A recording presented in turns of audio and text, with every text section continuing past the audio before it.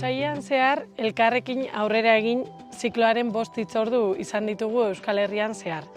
Bertan, Oinarriko herri hezitzailearen sarearen parte diren 20 herritako ordezkari politiko zein teknikoek hartu dute parte, eta saio hauen helburuak besteak beste, alde batetik egindako ibilbidea baloratzea eta aurrera begira jartzea izan dira, eta beste alde batetik oinarri eta herri hezitzaileen sareko parte diren herrien arteko harremanaz hitz egitea izan da.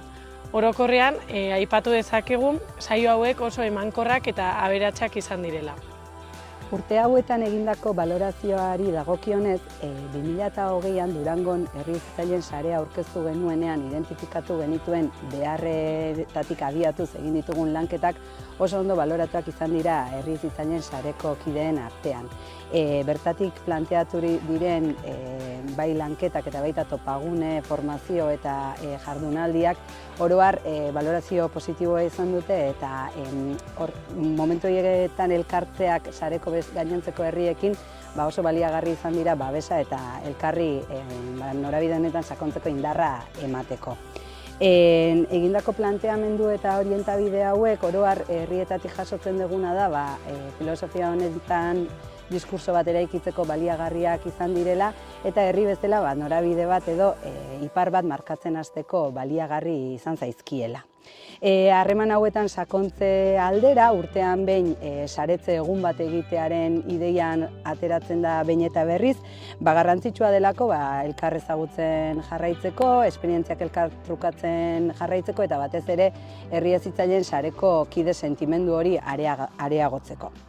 Oinarri eta udalen arteko harremanari dagokionez, harreman gertukoa izan denaren sentsazioa dago, baina harreman hau zaintzen jarraitu behar dugunaren ardura ere ateratzen zen.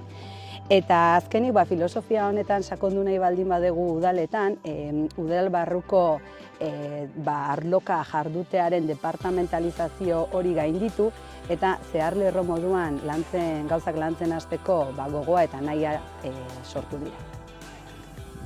Aurrera begirakoei dagokizunean landu ditugun lanildoetan sakontzen jarraitzea eta praktiketatik elikatzen jarraitzea beharrezkoa ikusi da. Baita 3 urte hauetan elkartearen eta udalaren artean sorturiko zubi hori herrira ino zabaltzeko urratsa ematea eta horretan urratsak ematen jarraitzea. Eta horretarako beharrezko ikusi da giza baliabideen beharra, alde batetik hezkuntza teknikariarena izan daitekena eta beste alde batetik holako prozesuak bide lagundu ditzaken perfil teknikoaren behar.